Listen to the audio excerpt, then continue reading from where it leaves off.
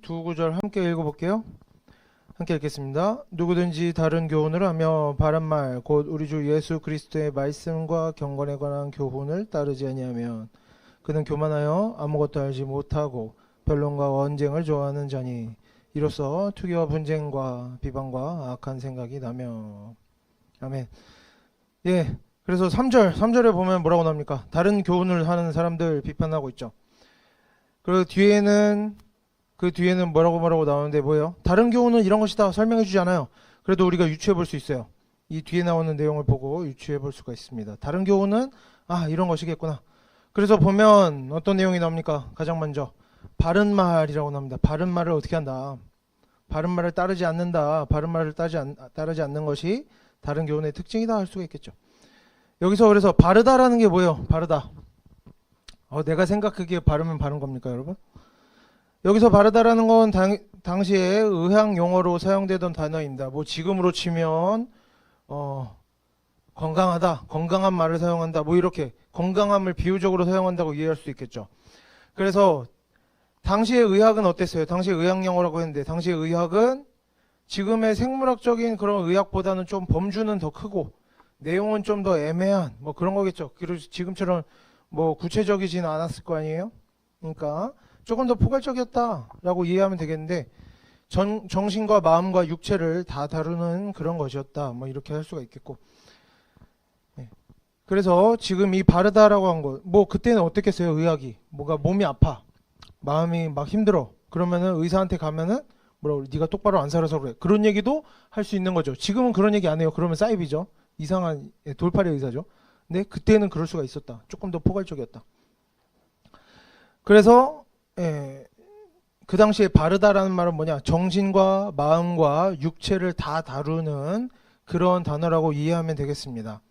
그래서 지금 이 바르다라고 하는 단어는 당시에 올바른 지식과 올바른 이해가 신체적이고 정신적인 건강함으로 이어지는 것을 설명할 때 사용되던 단어였어요. 그러니까 바른 교훈을 따른 사람들은 어떤 사람들이요? 지식과 이해도 올바르지만 그것만 되면 바른 말을 하는 사람이 아니야. 뭐까지 돼야 돼? 신체적이고 정신적인 건강함까지도 확보가 되어야만이 뭐하다? 바른 말하는 사람이다 라고 대강 이해할 수 있는 것이고, 그래서 여기서 특히 오늘 본문에서 당시에 세상 사람들의 이해가 그랬던 것입니다. 그래서 오늘 본문에서 바른 말이라고 나오는 것은 특히 뭐예요? 어떻게 이해해야 돼요? 성경적으로 올바른 말이죠. 성경적으로 뭐 신학적으로 교리적으로 그리고 성경 구절에 일치하는 내용으로 성경적으로도 올바른 말이고, 말하는 사람의 입장에서 자기가 주장하기에도 올바르고 알맞은 말일 뿐만 아니라 근데 자기가 생각하기에만 올바르면 안 돼요. 또 어떤 것도 확보가 돼야 돼?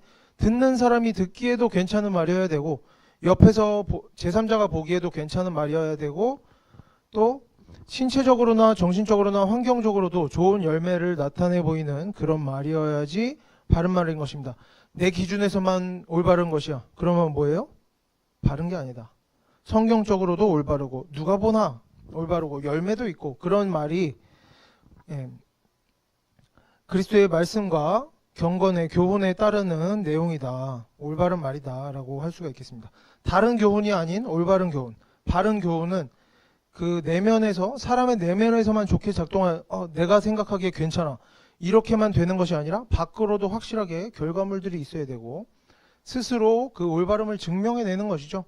계속해서 열매를 맺는 겁니다. 만약에 그렇지 못한 경우가 뭐가 있어요?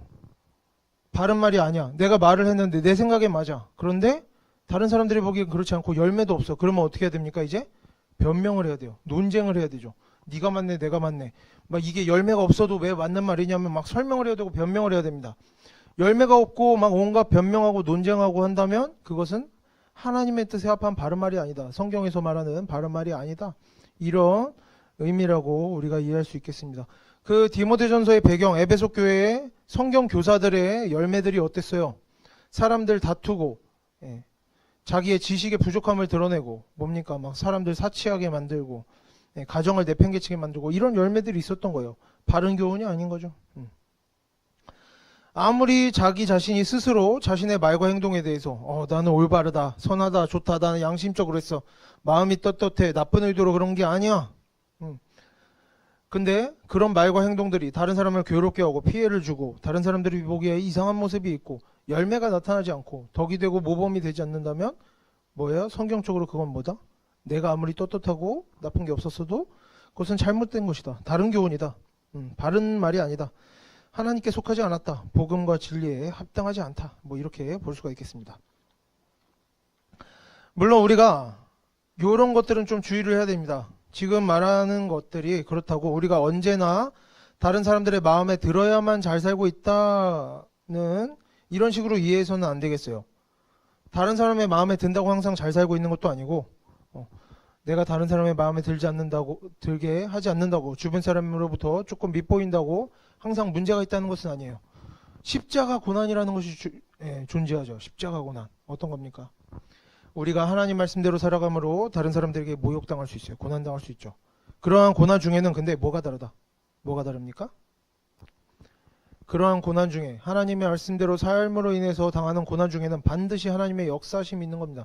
하나님께서 실제로 어떤 일들을 이루어 가시는 것이 그 안에 나타나는 거예요. 우리의 연약한 마음에 하나님께서 나타나셔서 하나님의 말씀이 능력이 있음을, 하나님의 말씀대로 사는 인생의 능력이 있음을 계속해서 확증해 주시는 거죠. 예를 들면 뭡니까? 예수님께서는 사람들에게 모욕당하셨어요. 그렇죠? 하지만 그럼에도 뭐예요? 따르는 자들이 많았고 병을 고치고 죽은 자를 살리셨습니다. 초자연적인 능력들이 나타난 거죠. 반드시 열매가 동반되는 겁니다. 하나님의 말씀대로 사는 삶이면. 모든 사람들한테 비난당할지라도 그 개인적인 인생에서 반드시 열매가 나타나는 거예요.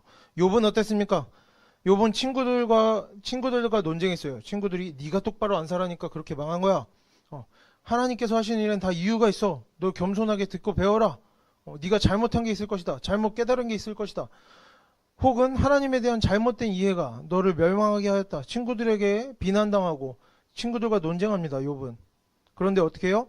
고통 속에서도 하나님을 저주하지 않고 끝까지 자신의 믿음을 지킨 결과 어떻게 됩니까? 결과 아무것도 없어요? 똑바로 써도 아무것도 없어? 그 모든 재산이 회복되어지고 건강이 회복되어지죠. 자식과 전토를 배나 얻은 거죠. 열매가 있다는 겁니다. 그리고 구약과 신약의 수많은 선지자와 사도들이 많은 사람들의 모욕과 고문 중에도 믿음을 지켰습니다. 하나님의 말씀대로 살아갔고 복음을 전하고 또 많은 열매를 나타내 보였죠. 교회를 세우고 기적을 일으키고 죽은 자를 살리고 이런 열매들이 반드시 있다는 겁니다. 나는 사람들과 생각이 달라. 하지만 나는 하나님의 뜻대로 살고 있어. 저 사람들 다 뭔가 사탐하기 싫어. 물론 그렇게 생각하지 않겠지만 사탐하기 쉬운 것 같아. 어떻습니까? 그러면 내 삶에 뭐가 있어야 돼요? 반드시 하나님께서 하나님의 일하심, 어떤 열매들이 있어야 된다.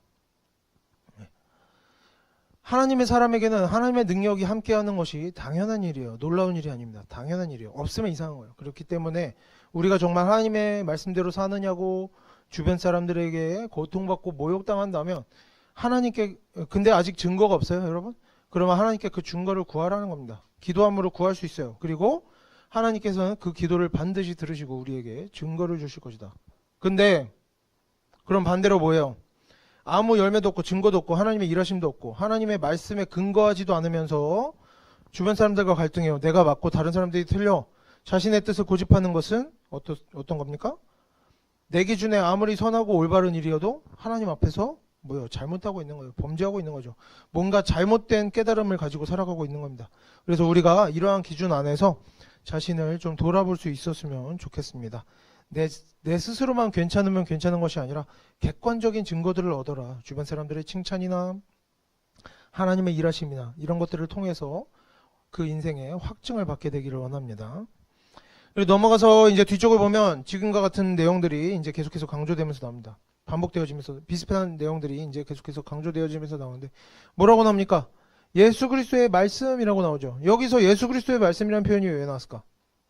사복음서에서 예수 그리스도의 말씀의 특징은 뭐예요? 사복음서를 보면 예수님께서 이 땅에서 살아가시면서 전하신 예수 그리스도의 말씀의 특징은 뭡니까? 특히 오늘 본문의 배경에 적용시켜 봤을 때 어떤 게 있을까요? 우리가 성경을 보면 예수님께서 어떤 것들이 있어요? 예수님께서는 율법을 문자 그대로 지켰냐 아니냐를 따지는 것이 아니에요. 뭘 따지세요? 율법을 엄격하게 따지고 엄격하게 지키는 사람들이 실제로 사회생활에서는 어떻게 사느냐를 보시는 거죠. 비도덕적인 삶을, 그들의 율법주의자들의 비도덕적인 삶을 비판하십니다. 뭐라고 하시는 거예요? 문자 그대로의 율법보다 중요한 것이 뭐다? 율법의 정신이다. 율법을 올바르게 적용하였느냐? 그 실제 삶이 어떠한가? 충분히 도덕적이냐? 사람들 앞에서 모범이 되느냐? 하나님께서 보시기에 기뻐할 만한 열매가 나타나고 있느냐? 이런 내용들을 가지고 사람들에게 설명하시고 가르치시는 모습을 계속해서 보여주시죠. 뭐 다른 얘기들도 다양하게 있지만 특히 오늘 본문과 관련해서는 예수 그리스도의 여러 가지 가르침과 말씀들 중에도 특히 이런 특징들에 주목하는 것이 옳다는 겁니다. 올바른 교리와 올바른 신앙생활을 통해서는 어떻다? 실제 선한 말과 선한 행동과 선한 열매와 하나님의 역사심이 나타나야 한다는 것. 그래서 그런 교훈들에 우리가 집중해 보면 좋겠고, 다음으로 넘어가서 또 어떤 표현이 납니까? 경건에 관한 교훈이라고도 합니다. 경건에 관한 교훈을 따르지 않는다. 뭐 이런 내용이 나오죠. 경건은 뭐예요? 전에도 여러 번 설명했어요. 경건이 뭐예요? 성경에서 경건이라는 것은 성도의 믿음이 외적으로 드러나는, 그러니까 자기가 자신이 속으로 가지고 있는 믿음, 막 내 성경 지식, 나의 어떤 결심, 나의 그런 것들은 경건이 아니에요. 그것들이 밖으로 드러나야만 경건인 거예요. 그것도 밖으로 드러나는 게 내 마음대로 하면 경건이 아니라 어떻게 해요? 당연히 열매가 있고 다른 사람들에게도 인정받는 것이 경건이겠죠. 그럼 밖으로 드러나 보이는 모든 믿음의 내용들을 경건이라고 부르는데, 그 말이나 행동이 하나님의 말씀에 합하다 하면 경건한 것이고, 하나님을 믿는다고 하면서도 그 외적으로 드러나는 것, 말과 행동이 하나님의 말씀에 일치하지 않아. 그러면 뭐예요? 그러면 불경하다라고 하는 것이죠. 그래서 본문 마지막에는 다른 교훈 말고 이런 교훈, 바른 말, 경건한 교훈, 예수 그리스도의 말씀, 이런 가르침을 따라야 한다고 나오는 것이고, 본문 마지막 부분을 보면 따르지 않으면이라고 마무리가 됩니다. 그래서 다음 구절부터 뭐가 나오겠어요? 바른 교훈을 따르지 않는 사람들의 문제가 무엇인가에 대해서 자세하게 나오고 있죠. 그러면 이제 마지막으로 따르지 않으면이라고 나오는데, 따른다는 게 뭐예요, 여러분? 하나님의 말씀에 따른다. 우리가 어떤 생각을 합니까? 내가 하나님의 말씀에 여러분 하나님의 말씀에 따르고 있어요? 따르고 있지 않아요? 따른다는 건 뭐냐? 여기 사용된 헬라어 단어는 이제 따른다라고 번역된 헬라어 단어는 근접해 있다, 가까이에 있다, 집중하고 있다, 몰두하고 있다, 이런 의미를 가지는 거예요. 그러니까 우리가 이제 뭐예요? 따른다라는 건 뭔가를 이루어낸 게 아니라 뭐예요? 노력하고 있다는 거죠. 완전히 일치하도록 해서 죄가 없는 완전한 상태가 되어야만 따른다고 할 수 있는 것이 아니라, 그것에 가까이 가고 있으면, 노력하고 있으면 따른다고 할 수가 있는 겁니다. 우리가 이런 교훈, 즉 우리의 믿음이 외적으로 드러나 보이도록 하는, 올바른 말을 하고 올바른 행동을 하도록 하는 이런 교훈에 우리가 쓰는 말로 하면, 따른다는 건 우리가 쓰는 말로 하면 뭐예요? 이러한 교훈을 우리가 가까이 해야 한다, 여기에 집중해야 한다, 집착해야 한다, 몰두해야 한다, 노력을 하는 모습이 있어야 된다라는 것이죠. 하나님의 말씀을 따른다는 것. 그래서 하나님의 말씀을 따른다는 건 난 교회 다니니까 하나님의 말씀을 따르는 사람이지, 하나님 말씀대로 살고 있지, 이러면 끝나는 게 아니라는 거예요. 계속해서 하나님의 말씀을 읽고 듣고 배우고 알아가려고 하는 노력이 있어야 되는 거예요. 실제적인 노력. 여러분 어떤 노력하고 있습니까? 그런 노력이 있어야 되는 거예요. 노력이 있어야 되고, 언제나 관심을 가지고 방법을 찾는 거예요. 계속. 내가 저 사람과 싸웠어. 그럼 어떻게 싸워 이길까? 다음에 한번 어떻게 더 싸울까? 이런 방법을 찾는 게 아니라, 왜 이런 갈등이 내 삶에 끊이지 않을까? 내가 여기서 어떻게 벗어날까? 어떻게 하나님께 죄짓지 않고 살아갈까? 선하게 살아갈까? 방법을 찾는 겁니다. 계속해서 머리를 굴리고 고민하는 거예요. 그리고 그렇게 고민한 것들을 실행에 옮겨보고, 이런 태도가 나타나야 이러한 삶이 어떤 삶이다? 하나님 말씀에 따르고 있는 삶이다 라고 하고 있는 겁니다. 반대로 생각하면 뭐예요? 하나님의 말씀에 일치하는 선한 말로서, 선한 행동으로서 자신의 믿음을 드러내려고 하는 그런 노력이 없는 성도, 이런 변화되어져 가고자 하는 갈망이 없고 노력함이 없고 이런 것에 관심을 가지지 않는 성도는 뭐예요? 바른 교훈을 배우지 못한 다른 교훈, 잘못된 교훈, 그리스도의 말씀에서 벗어난 교훈을 따르는 상태다. 바른 교훈을 따르지 않는 상태다. 이런 의미가 되겠습니다.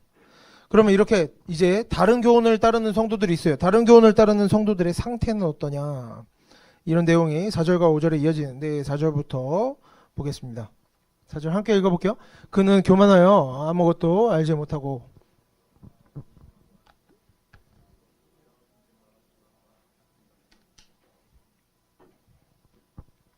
4절에서 맨 앞에 뭐라고 나와요? 교만하여 라고 나옵니다. 예. 이제 교만하다는 것은 여러 가지 내용들을 품을 수가 있는데 우리가 이제 본문의 상황에 집중해서 좀 더 보면 좋겠습니다. 개인적으로 묵상할 땐 좋아요. 막 확장시켜서 내용을 확장시켜서 이것저것 다 생각해 보는 거 좋아요. 괜찮아요. 하지만 우리가 이제 설교 시간에 성경을 제대로 배우면서 이 본문의 배경에 합당한 이 교만함이라는 이야기가 어떤 이야기가 들어갈 수 있을까? 먼저 이 단어, 헬라어 단어는 교만하다라는 뜻도 되지만 어리석다라는 뜻도 돼요. 두 가지 뜻을 가지고 있는데 꼭 어느 한 가지만 골라서 해석할 필요는 없습니다. 두 가지 다 해당된다고 봐도 돼요. 교만한 사람은 어떻습니까? 교만한 사람 기본적으로 어떤 사람이에요? 자신의 머릿속에 어떤 그려지는 교만한 사람이 있습니까? 교만한 사람의 모양, 뭐 누가 교만하다 이러지 말고 교만함의 이미지 어떻습니까? 남들보다 위에 서고 싶어요. 내가 잘났든 못났든 위에 서고 싶어요. 그리고 위에 서고 싶어 한다는 것은 뭡니까? 남들에게 배우는 것은 싫어. 가르치고 싶어요. 그죠? 배우는 것은 싫고 가르치려고 들고. 그래서 한때는 교만해질 만큼 스스로 교만해질 만큼 왜 교만해집니까? 우리가 내가 잘났으니까 교만해지죠. 뭔가를 잘하니까 교만해집니다. 스스로 교만해질 만큼 한때는 지혜로웠던 적이 있더라도 교만해지면 어떻게 돼요? 배우지 않습니다. 가르치려고 만들어요. 그러다 보니까 어느 시점부터는 반드시 어리석게 되는 겁니다. 그러니까 헬라어 단어에 뭐라고 하는 거예요? 교만함과 어리석음이 같은 것이죠. 같은 것으로 여겨지는 겁니다. 디모데전서 앞부분에 나오는 문제 어떤 것들이 있었어요? 에베소 교회에서 성경교사들이 가진 문제가 뭐가 있었습니까? 자신이 알지 못하는 것을 가르친다. 왜? 배우질 않는 겁니다. 가르치려고만 하는 거예요. 그러니까 자신이 알지 못하는 것을 가르쳐. 이것이 바로 본문에서 말하는 이런 교만함이 가진 특징 중에 하나다. 교만함이 가진 문제다라고 볼 수가 있겠죠. 에베소 교회 성경교사들 처음에 어떻게 교사가 됐겠어요? 그 사람들이 우리 중에 아무나 교사로 세우자. 그 다음에 아무 말이나 하게 하자. 이러겠습니까? 처음에는 당연히 남들보다 성경을 많이 공부했을 겁니다. 시간을 많이 투자하고 또 잘했겠죠. 그래서 성경을 잘 알고 있었기 때문에 성경 교사의 자리로 서게 된 겁니다. 하지만 교만해졌어요. 교만해지면서 더 이상 배우려고 하지 않아. 공부하려고 하지 않아. 그러면서도 스스로 어떻게 생각합니까? 나는 너무나 잘 알고 있어. 많이 알고 있어. 그러니까 더 이상 공부하지 않고 가르치려고 하지 않고 그러면서 알고 있던 것도 점점 잊어버리고 그러다 보니까 디모데전서 1장에서 말하는 것처럼 자신이 말하는 것도 깨닫지 못하고 헛된 말만 하게 된다. 쓸모없는 말을 늘어놓는다. 어리석은 사람으로 변해버리게 된 것입니다. 그죠? 그래서 교만한 자가 곧 어리석은 자가 되는 것이죠. 그리고 지금 4절의 본문에 나오는 교만하여라는 단어는 시제가 뭐냐면 완료 시제예요. 완료 시제 뭡니까? 경건에 관한 교훈을 따르지 않는 사람, 자신의 믿음을 밖으로 드러내 보이는 일, 선한 말을 하고 선한 일을 하는 그런 것에 관심이 없는 사람, 배우려고 하지 않는 사람, 노력하지 않는 사람, 하나님의 말씀대로 살려고 애쓰지 않고 자신의 부족함을 돌아보고 변화되려고 하지 않는 사람은 교만하다고 하는데 이게 완료 시제라는 거예요. 이미 어떻게 된 상태다. 이미 교만하고 어리석은 상태가 된 사람이다. 하나님의 말씀대로 살려고 노력하고 배우려고 하지 않는 사람은, 노력하려고 하지 않는 사람, 배우려고 하지 않는 사람은 이제 점차 교만해지고 어리석어진다가 아니라 이미 교만하다, 이미 어리석다는 겁니다.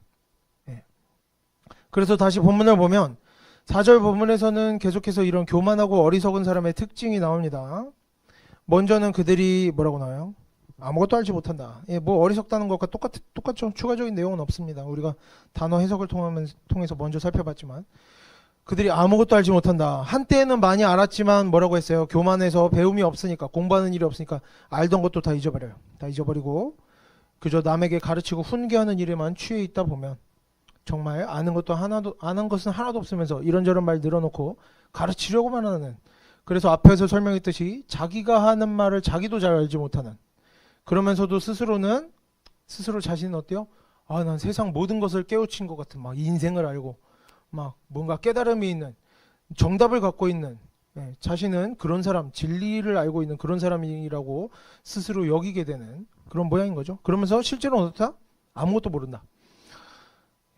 그리고 실제로 어때요? 지식으로나 경험으로나 훈련으로나 어떤 것을 많이 배웠더라도 배우는 일을 멈추면서 사람의 지식은 우리의 생각보다 훨씬 빠른 속도로 사라집니다. 그리고 배움을 멈추면 지식이나 능력이나 이런 것들이 사라지는데, 지식이나 능력이 사라지고 부족해질수록 사람이 어떻게 돼요? 겸손해져요? 더 교만해지게 됩니다. 아는 것이 없을수록 더 교만해지게 돼요. 더 자신이 높아지게 됩니다. 이런 내용은 성경에서만 말하는 것이 아니라 예, 교만하면 어리석은 것 같다라고 성경에서 말하지만 이제 어리석은 자가 교만하다고 말하지만 성경에서만 말하는 것이 아니에요. 찾아보니까 이런 내용이 있습니다. 사회심리학 이론이 뭐 사회심리학 전공한 사람 있습니까? 틀릴 수도 있는데 뭐 틀리면 나중에 알려주시고. 사회심리학 이론인 더닝크루거 효과라는 게 있어요. 이 이론이 무슨 내용이냐면 지식이나 능력이 부족한 사람일수록 자기 자신을 실제보다 과대평가하는 경향이 있다라는 겁니다. 반대로요? 반대로 어때요?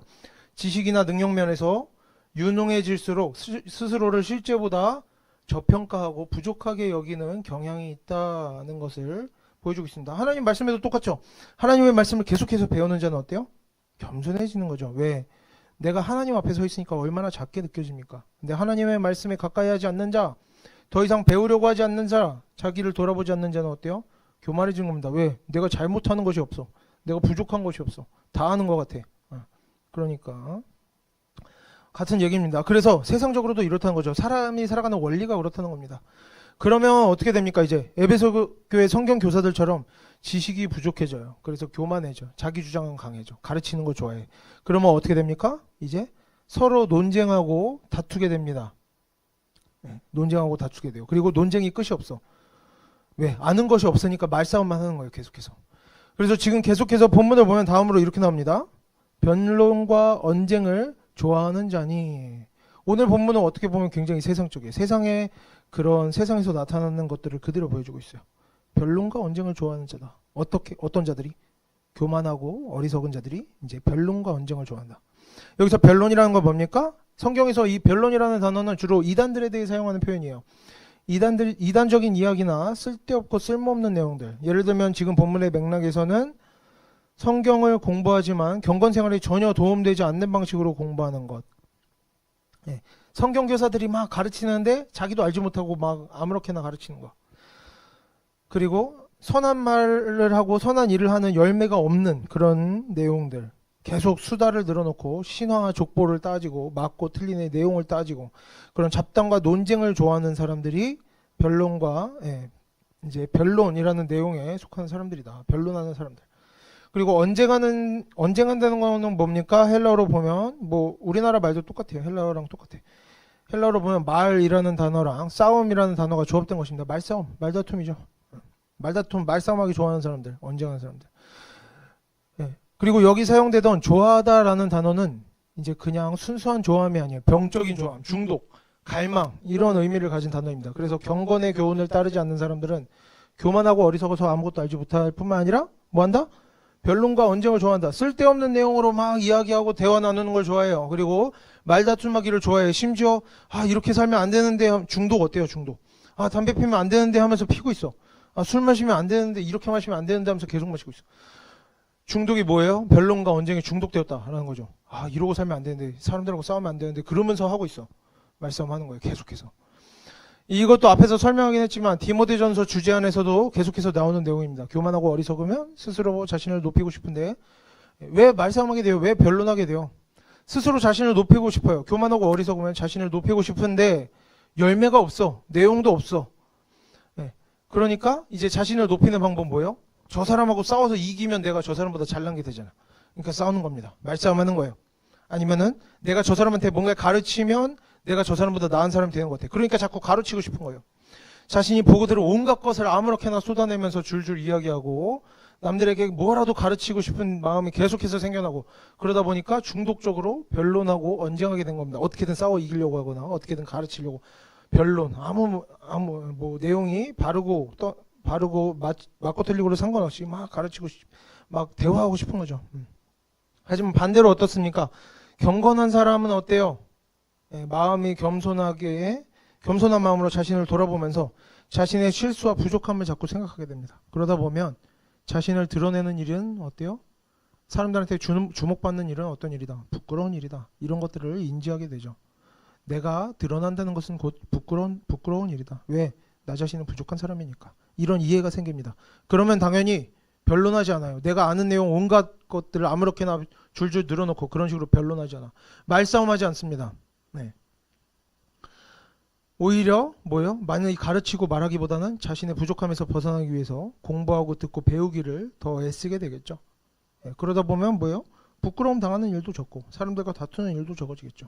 예, 경청을 할 줄 아니까. 다른 사람들의 말을 들을 줄 아니까. 그 다음으로 본문을 보면 이렇게 됩니다. 뭐라고 나와요? 이로써 투기와 분쟁과 비방과 악한 생각이 나며. 지금 본문의 내용은 자연스럽게 계속해서 이어지고 있어요. 나타날 수밖에 없는 상황. 어떤 교만하고 어리석은 사람들에게 나타날 수밖에 없는 그런 상황에 대해 계속해서 설명하고 있습니다. 변론하고 언쟁하기를 좋아하다 보면 어떻게 된다? 이제 주변 사람들의 기분을 당연히 상하게 하죠.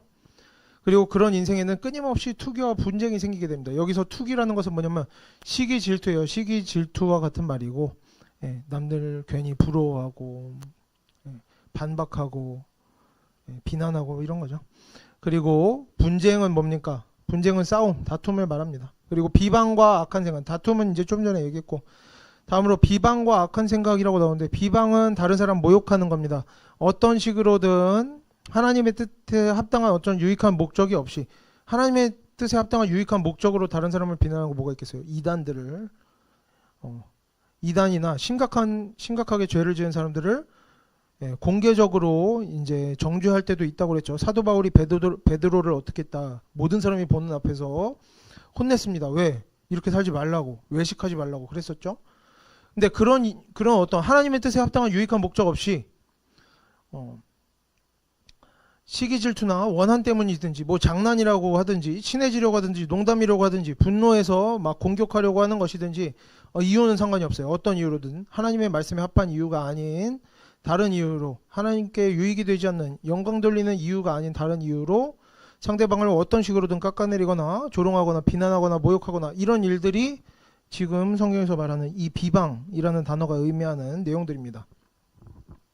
그리고 악한 생각은 뭐냐? 악한 생각이라고 번역된 헬라어 단어는 뭐냐? 사람을 아무 이유 없이 의심하고 부정적으로 보는 겁니다. 예를 들면 뭘 하든 잘하든 못하든 상대방에게서 어떻게든 문제점을 찾으려고 하는 거예요. 이 사람이 이런 거 했대. 그럼 뭐예요? 잘했네가 아니라 이렇게 했겠지. 하지만 다른 거는 이렇게 하겠지. 이렇게 문제점을 찾으려고 하고 잘못된 점을 찾으려고 하고 자꾸 애써 나쁘게 보려고 하는 그런 식의 태도, 부정적인 태도가 바로 이 악한 생각이다 할 수가 있겠습니다. 뭐 당연한 흐름이죠. 교만하고 어리석은 자에게선 비방과 악한 생각이 나옵니다. 당연한 겁니다. 교만한 태도로 주변 사람들의 마음을 상하게 하고 주변 사람들과 싸우고 나면 어떻게 피해줄까? 내가 왜 싸웠지가 아닙니다. 어떻게 하면 피해줄까? 어떻게 하면 다음에 내가 이길까? 어떻게 한 방 먹여줄까? 내가 어떻게 저 사람보다 많이 안다고 잘났다고 증명할 수 있을까? 내가 어떻게 저 사람보다 높아질까? 악한 생각을 계속하는 겁니다. 그러다 보면 이 사람 저 사람과 싸우고, 계속 싸우면서도 뭐예요? 다 다른 사람 잘못이야. 내가 10번 20번 싸웠으면, 10명 20명하고 싸웠으면 다 다른 사람 잘못이야. 나는 잘못이 없어. 자신은 문제가 없는 것 같습니다. 그러니까 당연히 똑같은 문제로 다른 데 가서 또 싸웁니다. 계속해서 사이가 안 좋아지고 이런 일들 반복해서 일어날 수밖에 없는 거죠. 교만하면 자신을 돌아보지 못하는 겁니다. 그리고 우리가 지금은 물론 이런 경험이 없는 사람들이 훨씬 많습니다. 사실 대부분이 그렇죠. 남들과 다투는 일이 별로 없어요. 하지만 사람이란 그 본성 때문에 지금 괜찮더라도 앞으로 얼마든지 교만해질 수 있어요. 지금 여러분들 청년의 때에는 더 그렇습니다. 뭐 20살, 뭐 25살 이때 뭔가를 이루어내기가 쉽지 않잖아요. 그래서 교만해질 거리가 별로 없을 수 있어. 하지만 앞으로는 얼마든지 그럴 수 있다. 우리가 뭘 잘하게 되어서 뭔가 잘난 게 있어서 교만해지기도 하지만 또 어떤 것도 우리를 교만하게 만들어요? 고생을 많이 했어. 뭐 다양한 경험을 많이 했어. 공부를 많이 했어. 그러면 뭔가 이루지 않았어도 교만해집니다, 여러분. 그런 게 아십니까? 내가 공부를 엄청 많이 해서 막 예를 들어 사법고시 공부를 했다. 지금 법 전공하는 사람 없으니까. 사법고시 공부를 많이 했다가 사법고시를 떨어집니다. 여러분 그래도 교만해질 수 있어요. 나 사법고시 몇 년 공부한 사람이야. 안 그럴 것 같은데 사람이 그렇습니다. 그런 걸로도 교만해집니다. 그래서 심지어 뭐 때문에? 신앙생활 오래 한 것 때문에도 교만해질 수가 있어요. 신앙생활을 내가 지금까지 잘해왔다. 오래 해왔다. 뭐 그리고 그러다 보면 어떤 대단한 희생을 한 적이 있다. 양보를 한 적이 있다. 내가 이런 것까지 했다. 원수도 용서해 준 적이 있다. 내가 신앙생활하면서 혹은 사회생활하면서 이런저런 지식을 얻고 경험을 얻었다. 이런 깨달음이 있었다. 나는 이런 선한 일을 했다. 그런 것 때문에 어떻게 생각하게 되는 겁니까? 이제 나 좀 뭔가 갖춰진 사람 같아. 나 이제 뭔가 많이 경험하고 지식 많이 쌓은 뭔가 된 것 같아. 이런 마음이 들어오면서 여러분 지금은 겸손하더라도 앞으로 우리가 얼마든지 교만해질 수 있는 거예요. 그때 어떻게 해야 된다? 지금부터 조심해야 되는 겁니다. 여러분 지금 죄 짓고 있지 않을 때 조심해야 되는 거예요. 이미 교만해지면 벗어나기가 힘듭니다. 여러분 주변에서 아무리 얘기해줘도 야 너 교만해 지금 문제가 있어. 뭡니까? 교만한 자의 특징? 배우지 않는다. 여러분 지금부터 우리가 조심해야 돼요. 교만해지면 경건함을 잃어버립니다. 하나님의 말씀대로 사는 삶의 모양을 잃어버려요. 그리고 오늘 본문에서 말하는 온갖 악한 것들이 우리 삶에 들어오게 되는 거죠. 에베소 교회 성경교사들과 성도들도 처음에는 좋게 출발했어요. 열심히 성경을 공부했고 좋은 마음으로 가르치기 시작했고 성도들도 좋은 마음으로 배웠습니다. 그러다가 어떻게 된 거예요? 이러한 다른 교훈, 하나님의 말씀에 속하지 않은 다른 교훈에 빠지게 되고 이단에 빠지게 되는 겁니다.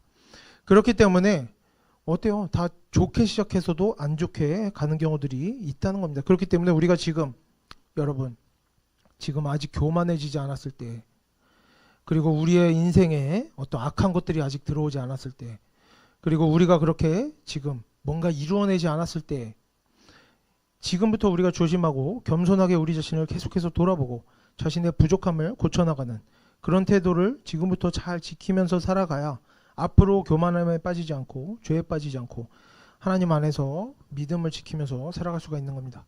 그래서 에베소 교회 안에는 이런 흐름이 있는 거예요. 지금 어떤 흐름이에요? 성경교사 성도들이 다 자신은 뭐라고 하는 거예요? 성경교사 성도들이 어떻게 생각하는 거예요? 나는 선하다, 의롭다, 나는 많이 안다, 나는 많이 깨달았다, 나는 대단한 사람이다. 상대방은 어때요? 막 다투면서 어떠고 있어요 지금? 실제로 에베소 교회 안에서 있었던 일입니다.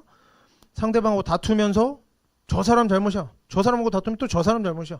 계속 다투면서 이 사람 저 사람 상대방의 잘못만 찾고 서로 다투고 시기 질투하고 말다툼하고 비난하고 그렇게 분열하는 일이 일어나고 있는 겁니다. 물론 우리가 이런 생각도 할 수가 있습니다. 내가 교만하지 않아도 상대방이 교만하면 싸우게 되지 않나? 내가 문제가 없어도 상대방이 문제가 있으면 싸우게 되지 않나? 다툼과 분쟁이 꼭 나 때문은 아니지 않은가? 내가 잘 살아도 다툼과 분쟁이 얼마든지 찾아올 수 있지 않느냐? 하지만 어때요 여러분?